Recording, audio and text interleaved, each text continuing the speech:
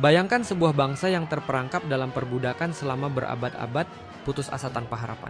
Lalu datanglah seorang pemimpin, seorang nabi yang dengan mukjizat dan keberanian membawa mereka menuju kebebasan. Assalamualaikum warahmatullahi wabarakatuh. Inilah kisah Nabi Musa alaihissalam, seorang utusan Allah subhanahu wa ta'ala yang melawan tirani terkuat dan menuntun umatnya keluar dari kegelapan menuju cahaya. Siapkan diri Anda untuk menyaksikan salah satu kisah paling epik dan inspiratif dalam sejarah umat manusia.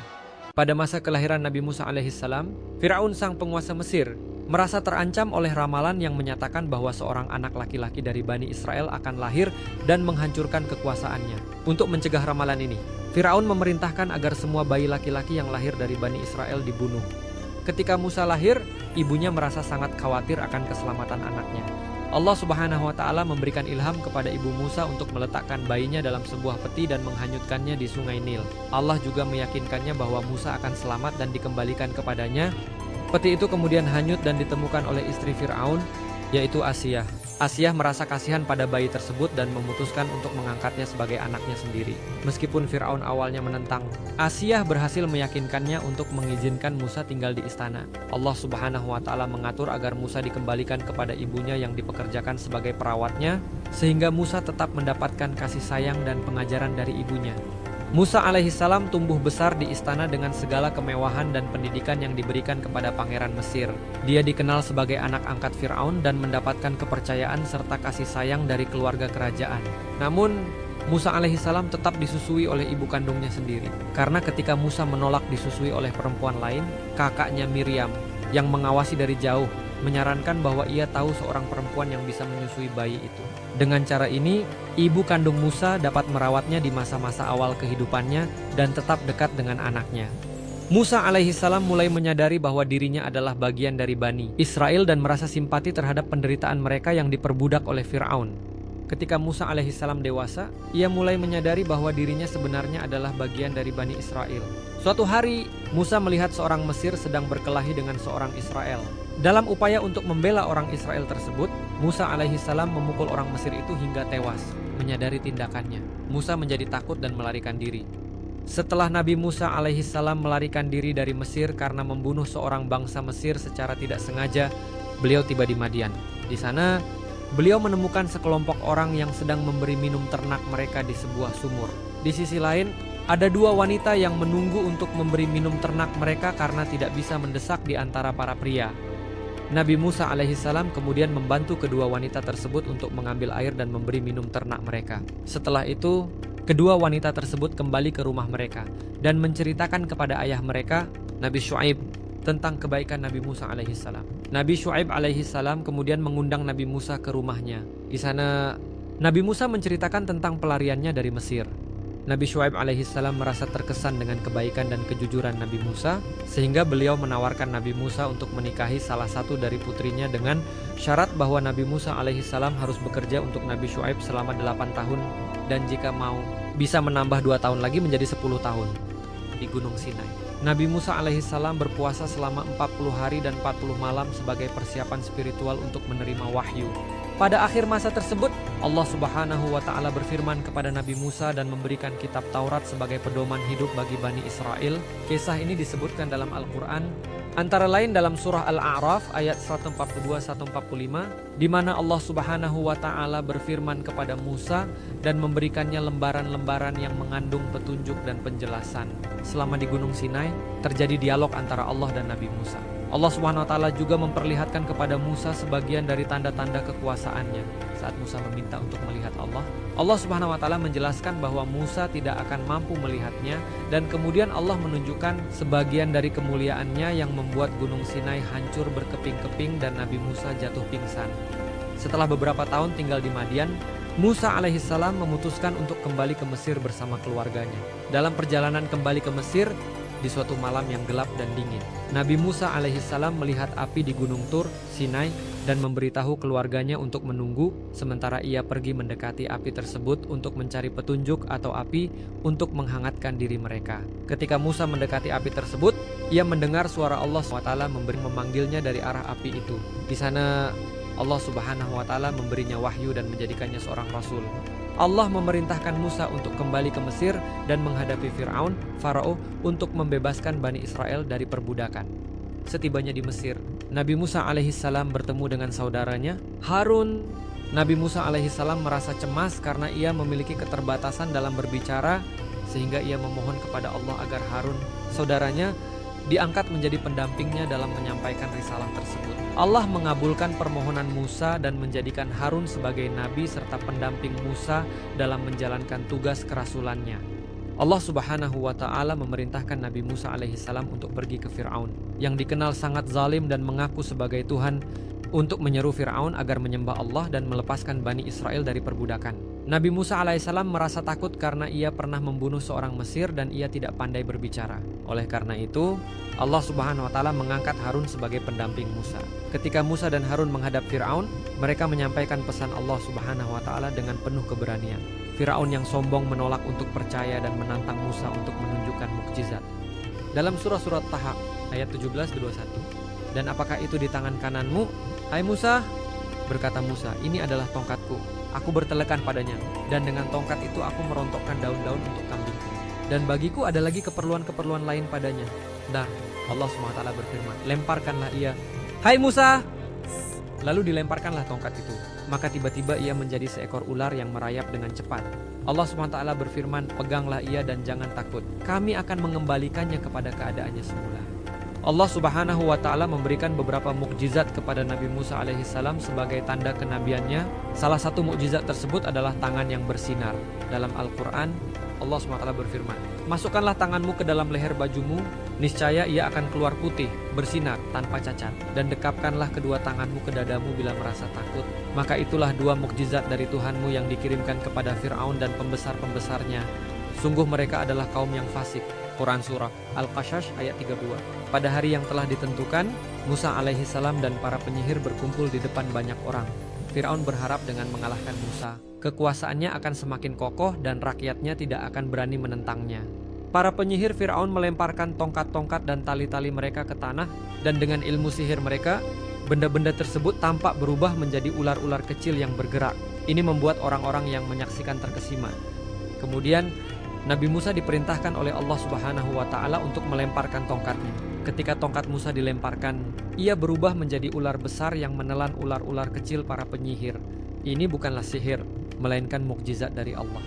Para penyihir yang menyaksikan kejadian tersebut langsung menyadari bahwa apa yang dilakukan Musa bukanlah sihir, melainkan kekuatan yang benar-benar berasal dari Tuhan.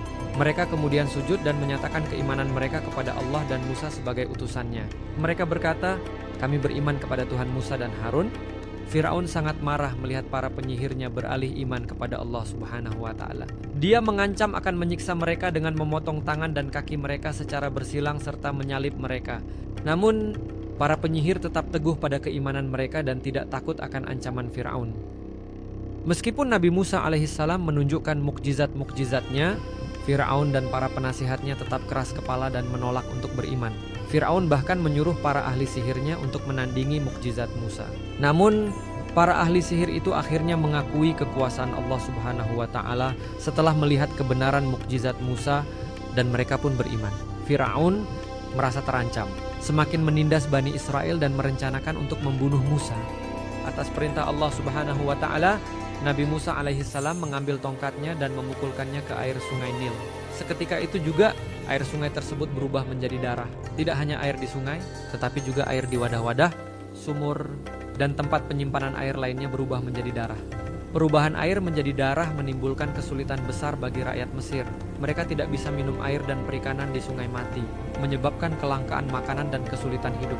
Namun, air tetap normal bagi Bani Israel, yang merupakan tanda bahwa ini adalah mukjizat Allah Subhanahu wa Ta'ala. Meskipun menyaksikan mukjizat ini, Fir'aun tetap keras kepala. Dia malah mengumpulkan para tukang sihirnya untuk melawan mukjizat Nabi Musa alaihissalam. Namun, mereka tidak mampu mengubah air yang telah menjadi darah. Meskipun begitu, Fir'aun tetap tidak mau beriman dan menganggap kejadian tersebut sebagai sihir semata. Tulah kedua yang Allah Subhanahu wa Ta'ala timpakan kepada bangsa Mesir adalah katak. Dalam surat Al-A'raf ayat 133, tulah ini disebutkan bersama dengan tulah lainnya. Allah Subhanahu wa Ta'ala mengirimkan banyak katak yang keluar dari sungai Nil dan menyebar ke seluruh negeri Mesir. Kata-kata ini masuk ke dalam rumah, tempat tidur, dan bahkan makanan orang-orang Mesir. Kehadiran katak yang melimpah ini menyebabkan ketidaknyamanan dan penderitaan bagi bangsa Mesir. Tulah katak ini juga dimaksudkan sebagai peringatan bagi Fir'aun dan kaumnya agar mereka sadar akan kesalahan mereka dan beriman kepada Allah Subhanahu wa Ta'ala. Namun, meskipun telah menerima peringatan berupa tulah-tulah tersebut, Fir'aun dan kaumnya tetap keras kepala dan tidak mau beriman kepada Allah serta melepaskan Bani Israel dari perbudakan. Tulah ketiga yaitu nyamuk, juga diisyaratkan dalam ayat yang sama dalam surah Al-A'raf ayat 133, meskipun kata yang digunakan adalah kutu. Nyamuk dan kutu dapat dianggap sebagai bentuk serangga yang mengganggu dan menimbulkan kesusahan besar. Nyamuk atau kutu dalam jumlah besar menyerang bangsa Mesir, menyebabkan gangguan dan penderitaan. Serangga-serangga ini masuk ke dalam rumah, makanan, dan pakaian mereka, membuat hidup mereka menjadi tidak nyaman dan sulit. Ini adalah salah satu bentuk azab yang dikirimkan Allah Subhanahu wa Ta'ala untuk menunjukkan kekuasaannya dan sebagai peringatan kepada Fir'aun yang tetap menolak untuk melepaskan Bani Israel.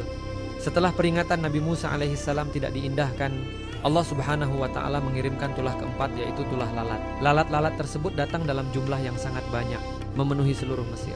Mereka masuk ke dalam rumah-rumah, makanan, dan minuman, serta mengganggu kehidupan sehari-hari rakyat Mesir. Keberadaan lalat-lalat ini menyebabkan kekacauan besar, ketidaknyamanan, dan penyakit.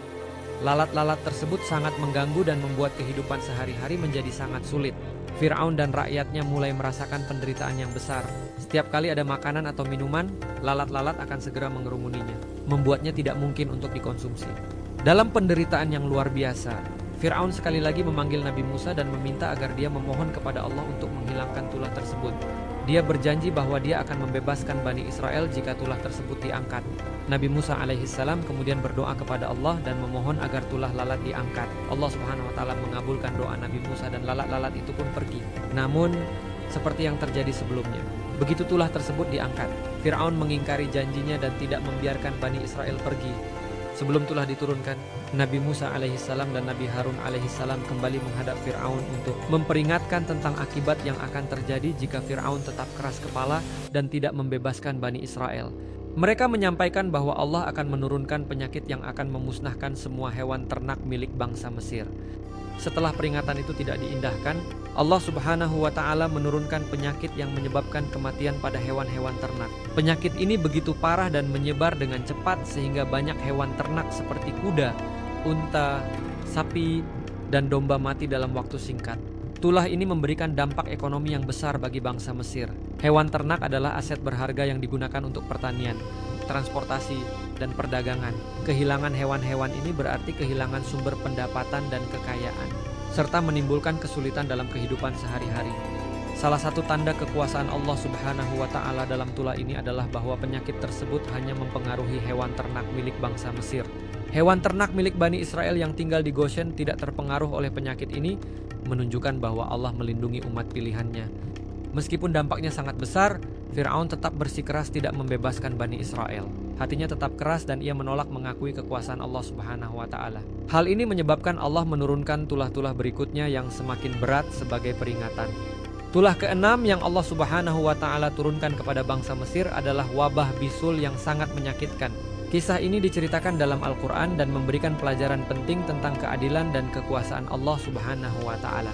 Ayat Al-Quran yang berkaitan. Kisah tentang tulah keenam tidak secara eksplisit disebutkan dalam satu ayat tertentu di Al-Quran, tetapi disebutkan dalam beberapa ayat yang menggambarkan serangkaian bencana yang Allah timpakan kepada Fir'aun dan kaumnya karena ketidaktaatan mereka. Ayat-ayat tersebut mencakup surah Al-A'raf ayat 133. Maka kami kirimkan kepada mereka taufan, belalang, kutu, katak, dan darah sebagai bukti-bukti yang jelas, tetapi mereka tetap menyombongkan diri dan mereka adalah kaum yang berdosa.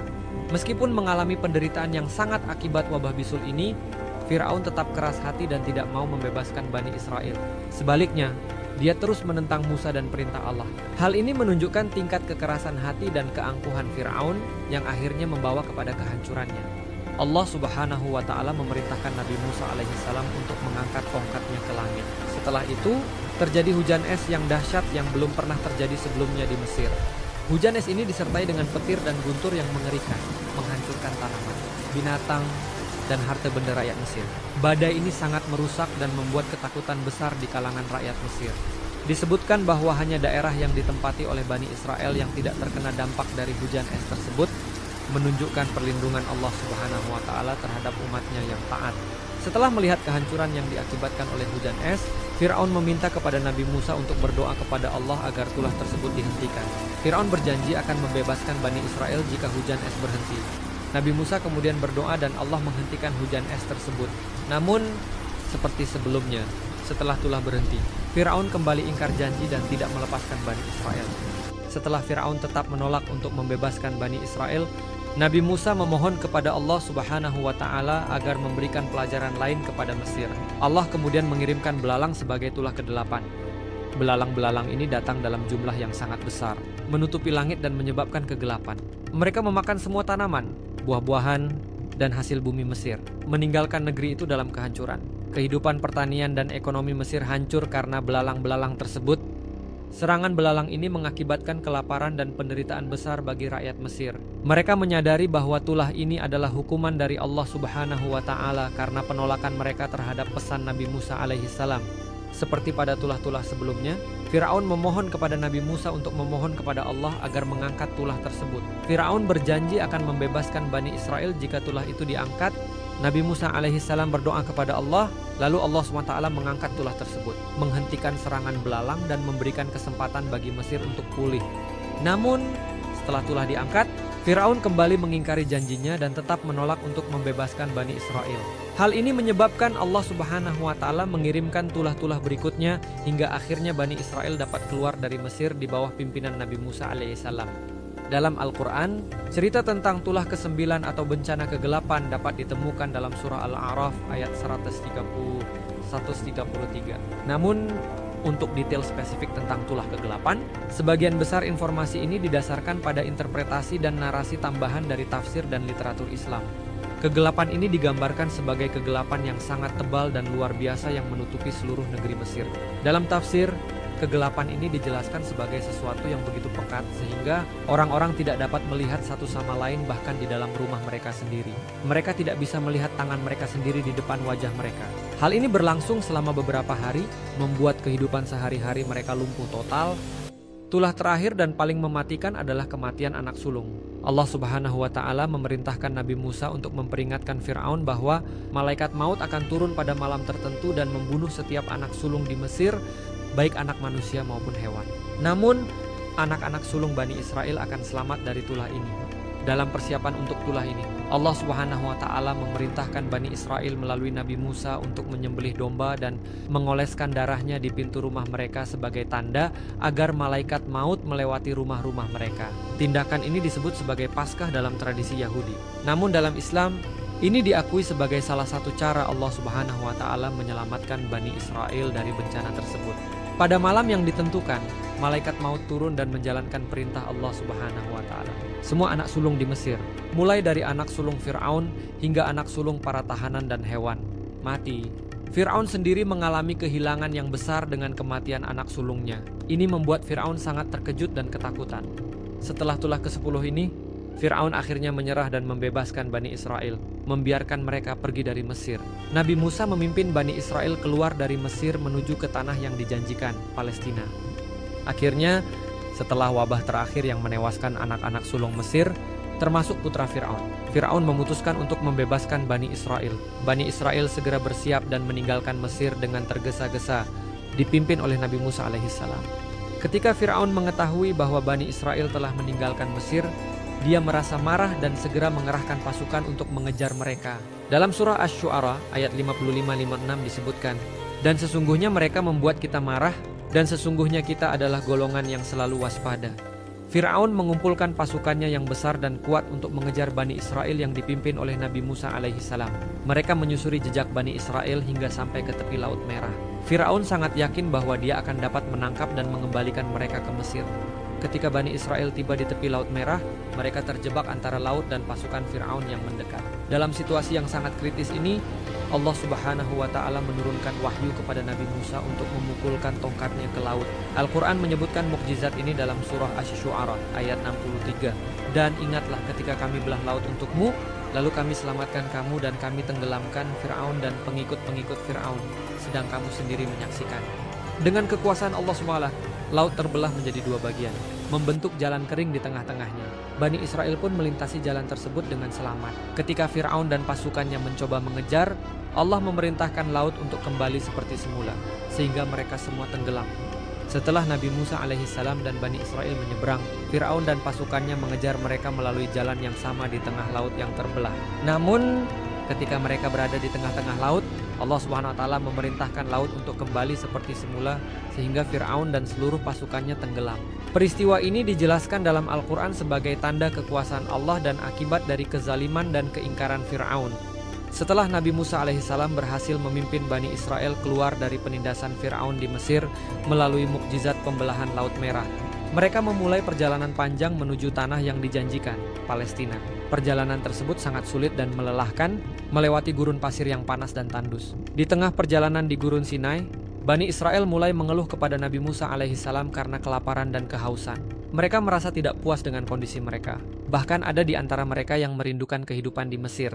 Meskipun di sana mereka hidup dalam perbudakan, Bani Israel berkata kepada Nabi Musa bahwa mereka lebih baik mati di Mesir dengan perut kenyang daripada mati kelaparan di gurun.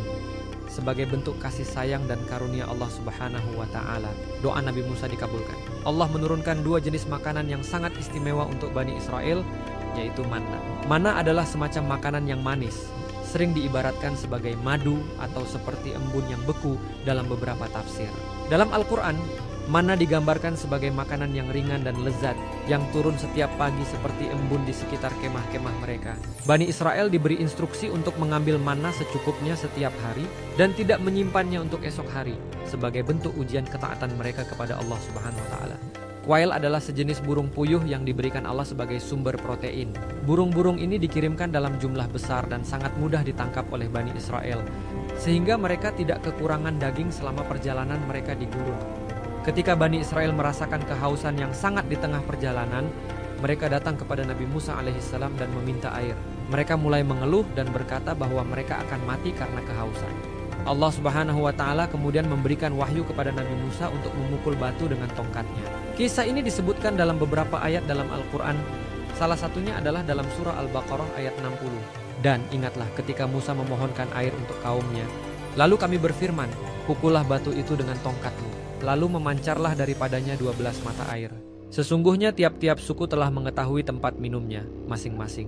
Makan dan minumlah rezeki yang diberikan Allah. Dan janganlah kamu berkeliaran di muka bumi dengan berbuat kerusakan.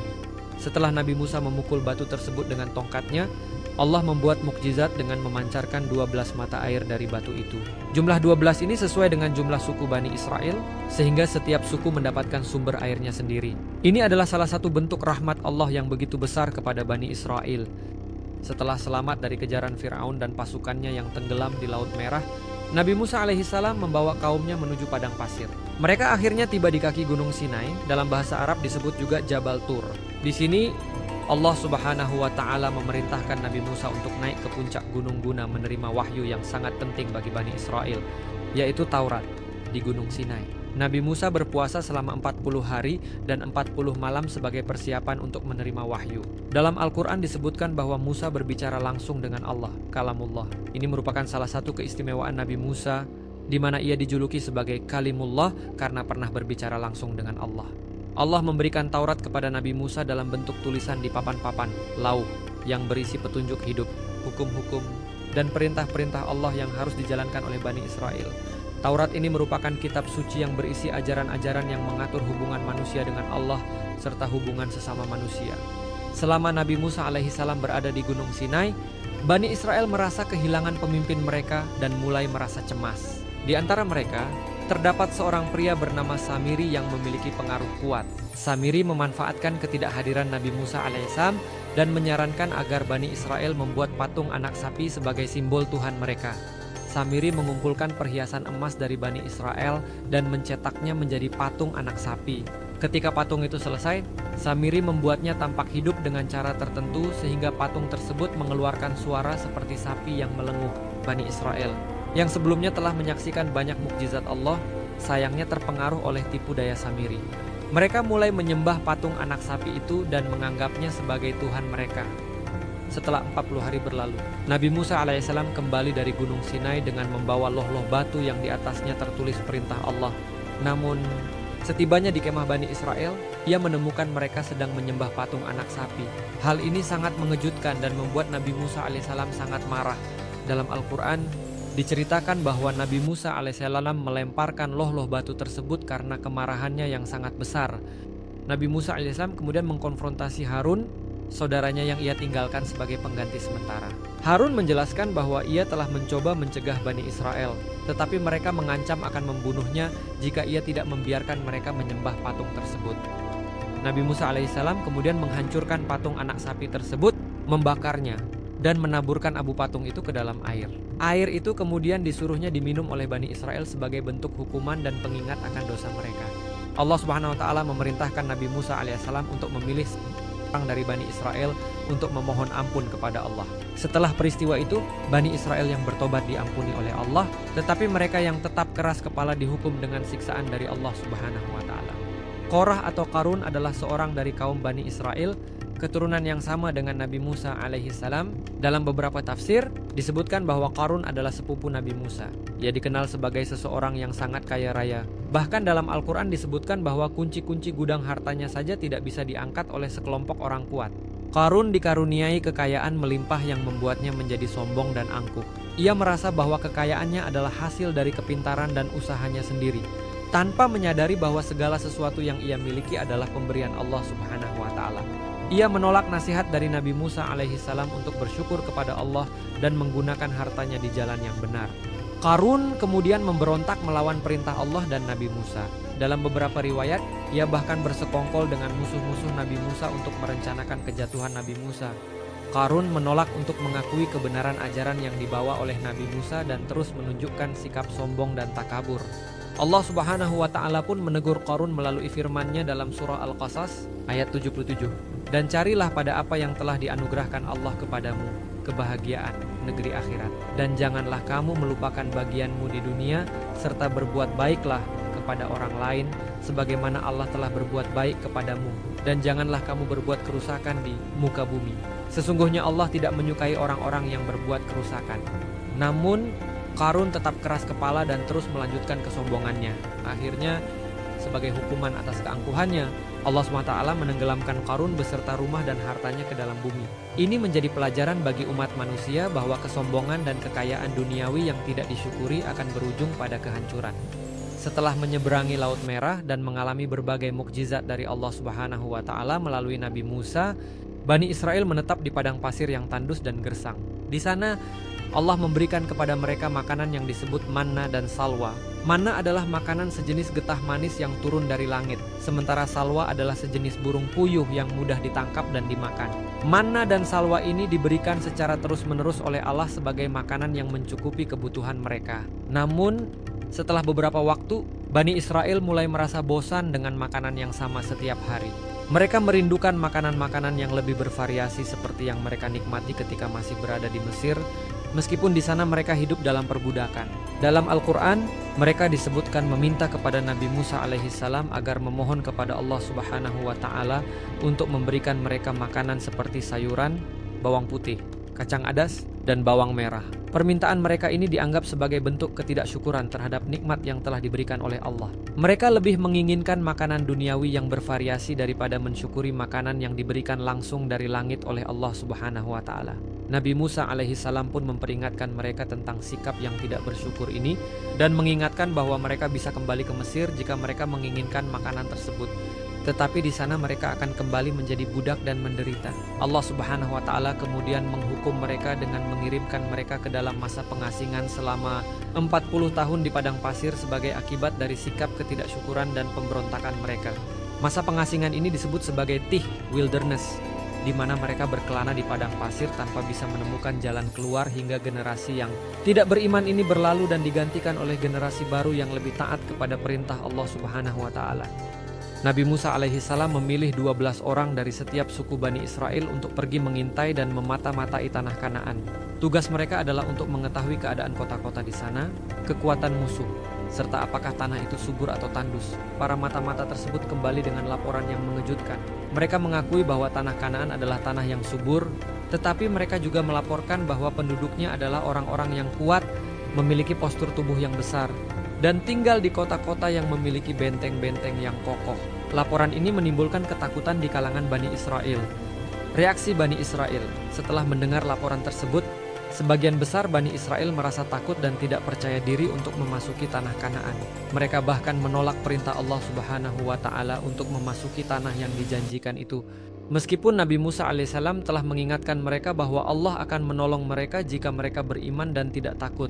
Dua dari mata-mata yang dikirim, yaitu Yusha bin Nun, Joshua, dan Kaleb, mencoba menenangkan umat tersebut dengan mengatakan bahwa jika mereka beriman kepada Allah, mereka akan mampu mengalahkan penduduk Kanaan dengan pertolongan Allah Subhanahu wa Ta'ala. Namun, mayoritas Bani Israel tetap bersikeras untuk tidak memasuki Kanaan dan bahkan berniat untuk kembali ke Mesir.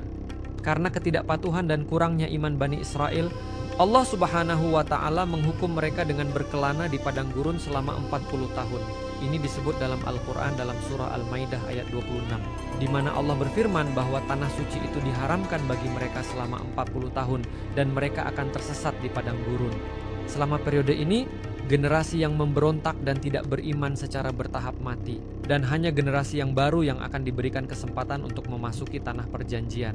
Nabi Musa alaihissalam sendiri tidak diperkenankan memasuki tanah tersebut karena ketentuan Allah Subhanahu wa Ta'ala, dan kepemimpinan diserahkan kepada Yusha bin Nun. Tabut perjanjian merupakan sebuah peti atau ark yang memiliki makna besar dalam sejarah Bani Israel. Dalam tradisi Yahudi dan Kristen, tabut perjanjian disebut sebagai Ark of the Covenant, dan diyakini menyimpan loh-loh batu yang berisi 10 perintah Allah, 10 Commandments. Namun, dalam pandangan Islam, fokusnya lebih kepada fungsi tabut sebagai lambang rahmat dan kekuasaan Allah Subhanahu wa Ta'ala serta sumber ketenangan bagi Bani Israel. Dalam Al-Quran, kisah tentang tabut perjanjian disebutkan dalam surah Al-Baqarah ayat 218, di mana Allah Subhanahu wa Ta'ala mengisyaratkan kepada Bani Israel bahwa tabut tersebut adalah tanda dari kerajaan yang sah. Namun, berbeda dengan tradisi Yahudi yang lebih detail mengenai pembuatan tabut, Al-Quran tidak memberikan rincian tentang bagaimana Nabi Musa diperintahkan untuk membuat tabut tersebut. Fokusnya lebih pada peran tabut dalam konteks sejarah Bani Israel. Menurut Al-Quran, tabut tersebut mengandung ketenangan dari Tuhan dan peninggalan dari keluarga Musa dan Harun. Tabut ini menjadi tanda kekuasaan dan rahmat Allah Subhanahu wa Ta'ala. Dalam surah Al-Baqarah, tabut disebutkan sebagai tanda yang diberikan kepada Bani Israel ketika mereka sedang menghadapi tantangan besar seperti perang atau konflik. Ketika tabut berada di tengah-tengah mereka, itu memberikan rasa aman dan ketenangan hati kepada mereka. Hukum Taurat dalam Islam diakui sebagai salah satu kitab suci yang diturunkan oleh Allah Subhanahu wa Ta'ala sebelum Al-Quran. Taurat mengandung petunjuk dan hukum-hukum yang khusus untuk Bani Israel. Tetapi karena manusia seringkali merubah ajaran-ajaran Allah, Taurat yang ada saat ini dalam pandangan Islam tidak lagi murni seperti ketika diturunkan kepada Nabi Musa. Dalam ajaran Islam, semua kitab suci yang diturunkan sebelum Al-Quran, termasuk Taurat, adalah petunjuk bagi umat-umat terdahulu. Namun, Al-Quran dianggap sebagai penyempurna dan pengganti dari semua kitab sebelumnya, termasuk Taurat, Injil, dan Zabur. Karena itu, umat Islam meyakini bahwa hukum Taurat yang asli adalah benar. Tetapi Al-Quran adalah wahyu terakhir dan paling sempurna yang harus diikuti.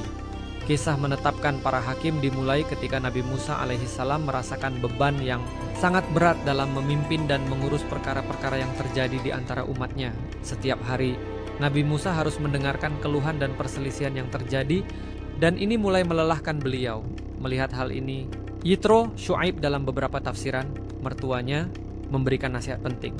Dalam Al-Quran, nasihat ini tidak dijelaskan secara rinci, namun dalam literatur tafsir dan cerita-cerita dari hadis serta kitab-kitab tafsir lainnya, disebutkan bahwa Yitro menasihati Musa untuk memilih orang-orang yang bijak dan adil dari kalangan Bani Israel untuk membantu menangani perkara-perkara kecil, sementara Musa sendiri hanya menangani perkara-perkara besar dan penting. Nabi Musa alaihissalam menerima nasihat ini dan menetapkan para hakim dari kalangan Bani Israel untuk menangani perkara-perkara di tingkat yang lebih rendah. Hakim-hakim ini diberi tanggung jawab untuk menyelesaikan masalah sehari-hari dan meringankan beban Musa. Nabi Musa hanya akan menangani masalah-masalah besar yang memerlukan keputusan dari seorang nabi atau keputusan yang sangat penting. Para hakim ini dipilih berdasarkan kriteria tertentu, termasuk kejujuran, kebijaksanaan, dan pemahaman yang mendalam tentang hukum Tuhan. Dengan adanya para hakim ini, Musa dapat lebih fokus pada tugasnya sebagai seorang nabi dan pemimpin spiritual, serta dalam memberikan petunjuk dari Allah Subhanahu wa Ta'ala. Setelah Nabi Musa alaihissalam mendekati akhir hidupnya, Allah Subhanahu wa Ta'ala mengutus Nabi Musa untuk menyiapkan penggantinya yang akan memimpin Bani Israel memasuki Tanah Suci. Pengganti ini adalah Yusha bin Nun Yosua, yang dikenal sebagai murid setia dan salah satu pengikut utama Nabi Musa. Dalam Al-Quran, meskipun nama Yusha bin Nun tidak disebutkan secara eksplisit, kisahnya dihubungkan dengan berbagai peristiwa yang terjadi setelah kematian Nabi Musa. Dikatakan bahwa Nabi Musa meminta kepada Allah Subhanahu wa Ta'ala agar mempersiapkan pemimpin yang bijaksana untuk menggantikan dirinya. Yusha bin Nun dipilih karena ketaatannya yang tinggi, keberanian, dan kemampuannya untuk memimpin Bani Israel ke tanah yang dijanjikan. Yusha bin Nun adalah sosok yang memimpin Bani Israel dalam penaklukan Tanah Suci setelah kematian Nabi Musa. Salah satu kisah terkenal terkait dengan Yusha adalah pertempuran untuk merebut kota Yeriko, Ariha. Menurut riwayat, Yusha berdoa kepada Allah Subhanahu wa Ta'ala agar matahari tidak terbenam sehingga mereka bisa menyelesaikan pertempuran tersebut sebelum waktu malam.